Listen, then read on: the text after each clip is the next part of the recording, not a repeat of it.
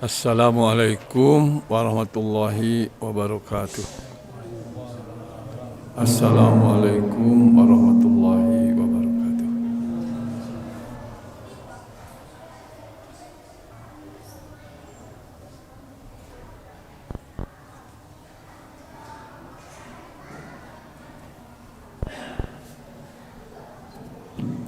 Innal hamdalillah nahmaduhu wa nasta'inuhu wa nastaghfiruh wa na'udzu billahi min syururi anfusina wa min sayyiati a'malina. May yahdihillahu fala mudhillalah wa may yudlilhu fala hadiyalah. Asyhadu an la ilaha illallah wa asyhadu anna Muhammadan abduhu wa rasuluh. Shalatu wa salaman ala Rasulillah wa ala alihi wa sahbihi wa man tabi'ahu ila yaumil qiyamah. Ma'asyiral jamaah rahimakumullah. Ittaqullaha haqqa tuqatih wa la tamutunna illa wa antum muslimun. Qad qala Allah Ta'ala fil Qur'anil Azim, a'udzu billahi minasyaitonir rajim.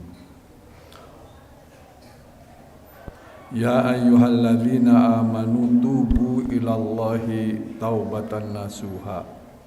Asa rabbukum ayyukaffiru ankum sayyi'atikum wa yudkhilakum jannatin tajri min tahtihal anhar yauma la yukhzillahu an-nabiyya walladzina amanu ma'ah nuruhum yas'a baina aydihim wa bi'aynanihim yaquluna rabbana atmim lana nurana waghfir lana innaka ala kulli syai'in qadir. Shadaqallahul azim. Hadirin jamaah Jumat rahimakumullah. Mudah-mudahan kita termasuk orang yang beriman dengan apabila ada kesalahan betul-betul taubat dengan taubat yang sesungguh-sungguhnya. Bagi mereka yang beriman namun sebagai manusia memiliki kesalahan-kesalahan, kehilapan-kehilapan, kealfaan dan itu punya implikasi terhadap perhitungan dosa pada kehidupannya, insya Allah akan dihapuskan dosanya bila taubatan nasuha, taubat dengan taubat yang sebetul-betulnya. Menurut Imam Ghazali, taubat yang sebetul-betulnya itu 3 tahapannya. Tahapan pertama menyesali, tahapan kedua tidak mengulangi perbuatan dosa tersebut, dan tahapan ketiga jadi kekuatan yang melarang, yang mencegah, yang menghapuskan, yang menghancurkan perbuatan-perbuatan dosa tersebut. Jadi mungkin tidak mudah untuk melakukan taubatan nasuha itu. Sebut saja seseorang itu suka bermain-main dengan lawan jenis. Kemudian taubat, dengan taubatnya itu dia menyesal, kemudian dia tidak mengulangi lagi. Dan ini yang susah yang ketiga, bagaimana dia melarang orang lain untuk tidak melakukan kelakuan yang pernah dia lakukan. Secara sosial itu bisa jadi akan menjatuhkan martabat atau harkat dirinya. Tapi itulah gambaran tobat, betul-betul hijrah, pergi dari daerah maksiat ke daerah taat. Kalau orang itu betul-betul taubat dengan taubatan nasuha, maka kemudian Allah menjanjikan begini, la yuhzillahu an-nabiyya walladzina amanu ma'ah. Allah nanti di akhirat pasti tidak akan mengecewakan baik pada Nabi maupun kepada orang-orang yang beriman.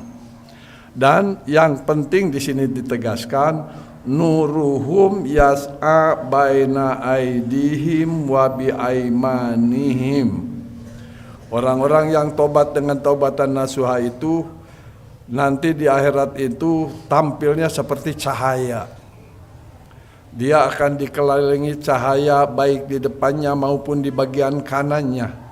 Badannya itu betul-betul bercahaya dengan cahaya yang gemerlapan. dan cahaya itu dijadikan keirian oleh orang-orang munafik, baik munafik laki-laki, munafik perempuan.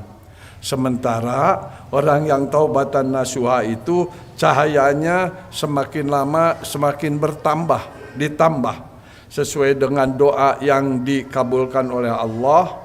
Doanya itu adalah Rabbana ya Allah atmim lana nurona waghfir lana. Sempurnakan ya Allah cahaya-cahaya kami dan ampunilah kami.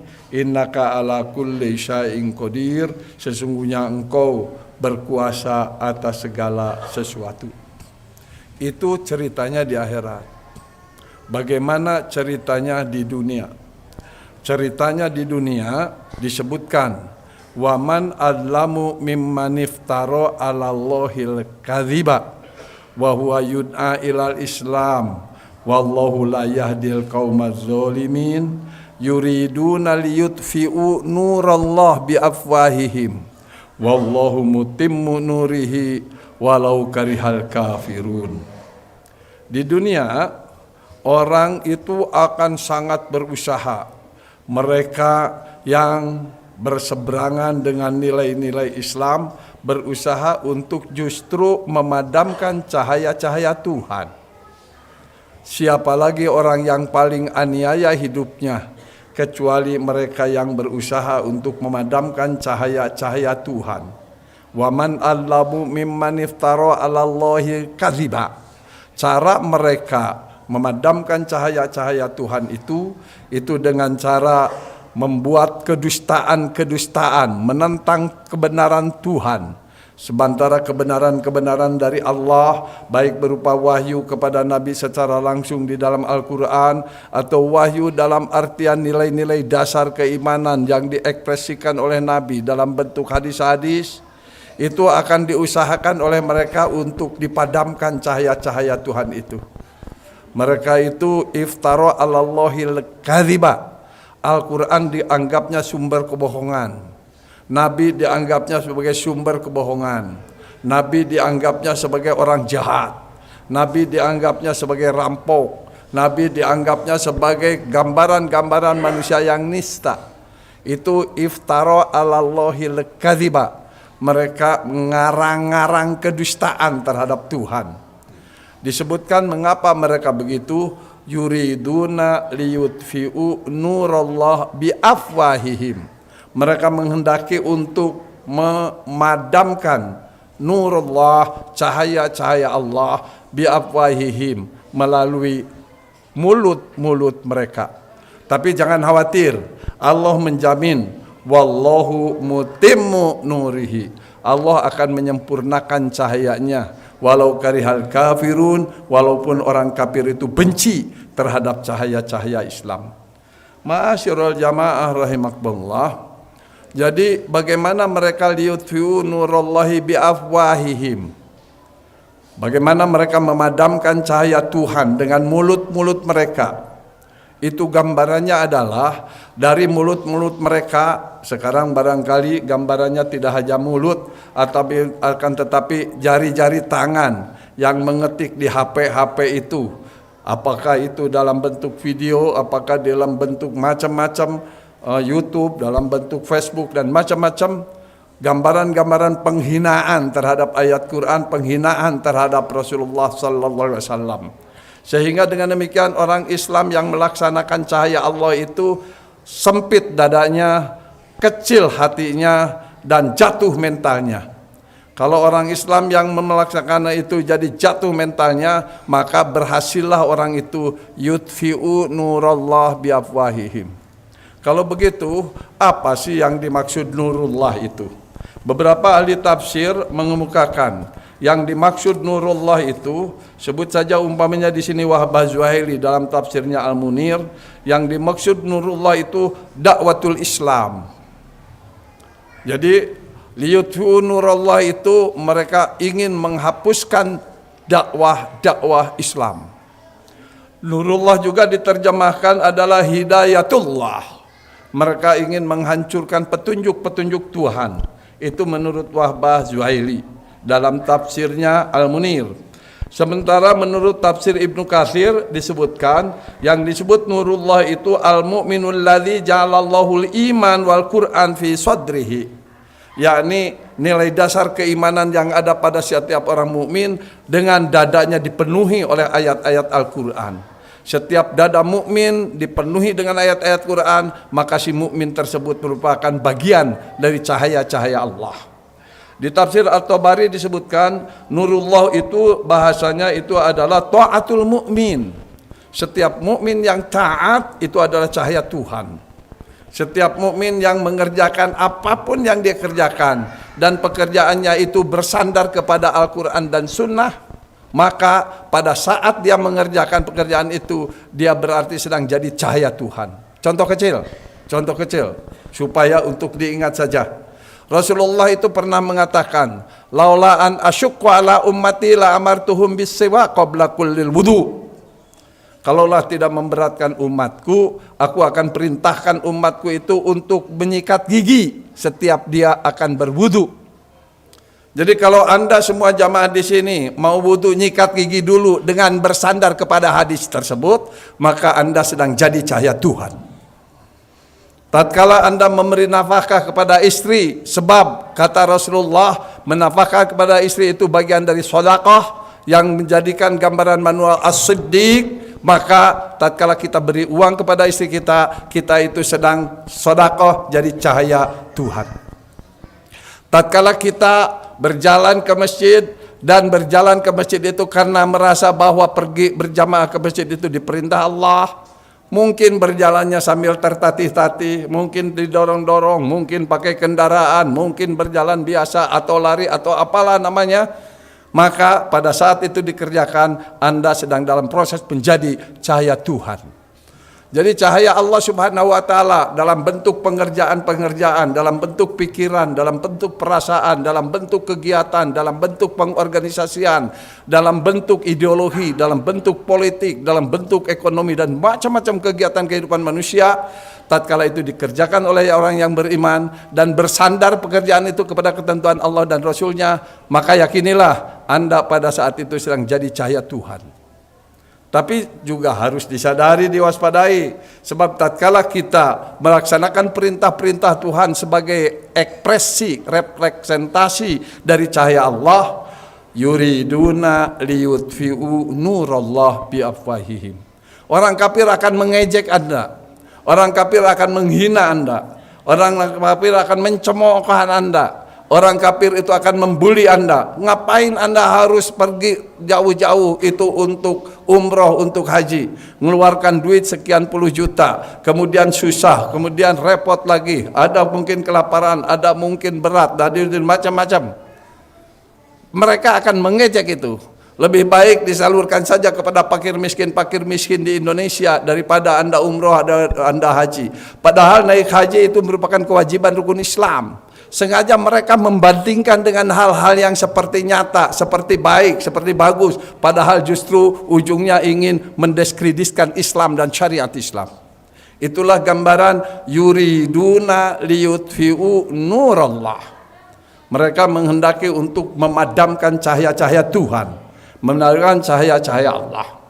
Persoalannya adalah bagaimana supaya cahaya Allah tidak padam, bahwa cahaya Allah terus-menerus bersinar di Indonesia ini, di Bandung ini, di tempat ini, terus bersinar. Maka jangan Anda kecil hati dengan ejekan-ejekan itu. Jangan merasa terhempas, jangan merasa terhinakan lantaran ejekan-ejekan orang kafir itu. Dan kalau seandainya taubatan nasuha, kalau seandainya kita betul-betul komitmen kepada syariat Islam, Allah menjamin wala yaj'alallahu lil kafirina 'alal mu'minina sabila. Wala yaj'alallah, Allah tidak mungkin lil kafirina menjadikan bagi orang kafir 'alal mu'minina memenangkan pada orang-orang yang mukminin dalam berbagai kegiatan-kegiatan yang dihadapinya. Pertahanan dalam kehidupan pendidikan, sinarkan telah cahaya-cahaya Allah itu. Insya Allah dengan demikian umat Islam akan memenangkan perjuangan walaupun orang kafir itu membenci dan mengusahakan untuk menghapuskan cahaya-cahaya Allah itu. Barakallahu li wa lakum.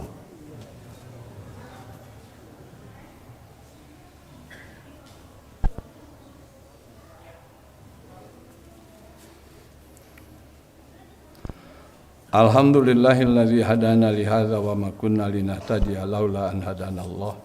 Asyhadu an la ilaha illallah wa asyhadu anna Muhammadan abduhu wa rasuluh.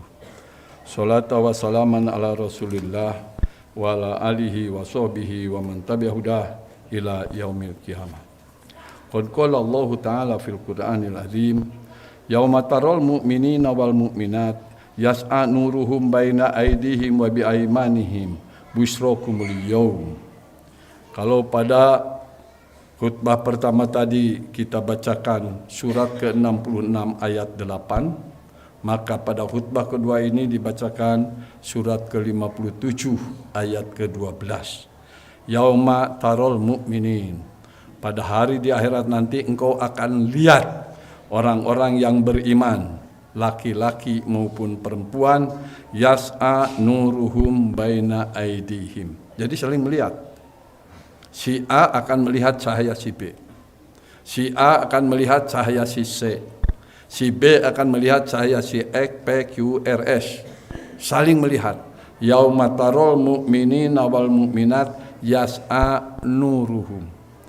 Pada hari di kiamat nanti, di akhirat nanti, setiap orang akan saling melihat cahaya masing-masing yang merupakan representasi dari ketaatan dia kepada Allah pada waktu hidup di alam dunia. Sekali lagi bahasanya, yauma tarol mu'minin wal mu'minat yas'a nuruhum.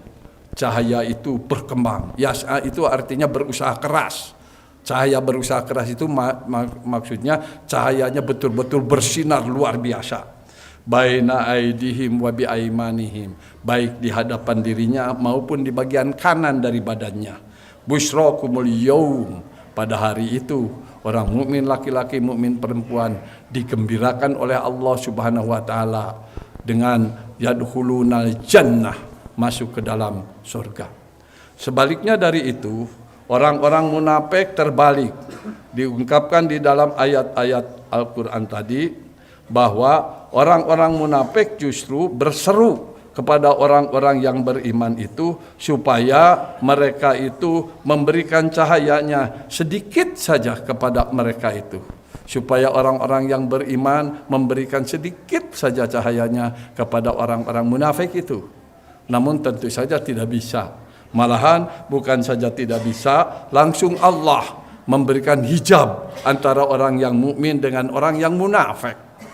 Bahasanya di sini munafik. Sebetulnya munafik itu adalah inti dari kekafiran.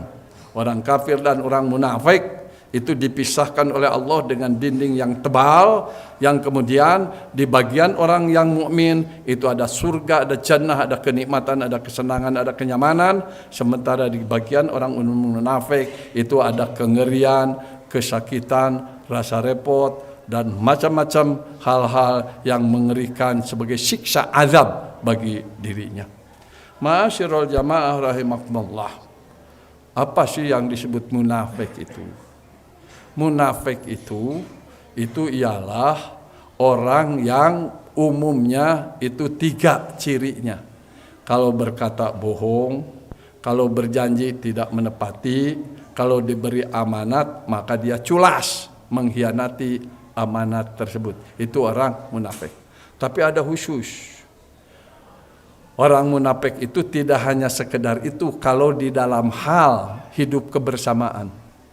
Dalam hidup kebersamaan, ciri manusia munafik itu tidak hanya sekedar bohong atau culas diberi amanat, malah bukan mereka itu tidak sholat, bisa sholat, sholatnya baik, ibadahnya baik, bisa jadi sponsor kegiatan-kegiatan Islam, Bisa jadi dia jadi sponsor pembangunan keagamaan. Tapi oleh Allah disebut munafik manakala orang itu memilih orang kafir sebagai pemimpin. Itulah yang diungkapkan dalam surat An-Nisa. Basyiril munafiqina bi anna lahum adzaban alima. Ancamlah orang munafik itu bahwa dia akan mendapatkan azab yang sangat pedih. Siapa orang munafik itu? Itu kan disebutkan bukan orang yang tidak sholat, bukan orang yang tidak zakat, bukan orang yang tidak umroh naik haji, bukan. Mereka umroh, mereka haji, mereka sholat, mereka zakat. Tetapi alladzina yattahidunal kafirina auliya min dunil mu'minin. Orang munafik adalah orang yang bisa jadi mengerjakan berbagai hal yang terkait dengan ritual-ritual keagamaan, tapi yattahidunal kafirina auliya min dunil mu'minin. Pada saat dia memilih pemimpin, dia pilih pemimpin orang-orang kafir, dan kemudian dia malah menghina orang-orang yang beriman. Itu ciri manusia munafik dalam kehidupan sosial, dalam kehidupan kebersamaan. Na'udzubillahi min dzalik. Allahumma sholli ala nabiyyina Muhammadinil mursalin wa ala alihi wa sahbihi ajmain. Amin ya Allah, amin ya rabbal alamin. Allahumma ighfir lana dzunubana wa liwalidina warhamhuma kama rabbayana shighara. Allahumma rabbana hab lana min azwajina wa dhurriyyatina qurrata a'yun waj'alna lil muttaqina imama. Allahumma rabbana zalamna anfusana fa illam taghfir lana wa tarhamna lanakunanna minal khasirin. Allahumma rabbana inna nas'aluka ridhaka wal jannah wa na'udzubika min sakhatika wan nar. Allahumma adkhilnal jannata ma'al abror ya aziz ya ghaffar ya rabbal alamin. Allahumma rabbana inna nas'alukal afwa wal afiyata wal mu'afata daimah fid din wad dunya wal akhirah wal fawza bil jannah wan najata minan nar. Allahumma ya alima ma fi sudur ahrijna ya Allah minadz zulumati ilan nur. Allahumma rabbana ya alima ma fi sudur ahrijna ya Allah biladana Indonesia minadz zulumatil jahiliyah ilan nuril hidayah. Allahumma rabbana atina fid dunya hasanah wa fil akhirati hasanah wa qina adzabannar. Wa sallallahu ala nabiyyina Muhammadinil mursalin wa ala alihi wa sahbihi ajmain. Subhana rabbika rabbil izzati amma yasifun wa salamun alal mursalin walhamdulillahi rabbil alamin. Aqulu qouli hadza wa astaghfiruh. Wassalamu alaikum warahmatullahi wabarakatuh. Allahu Akbar.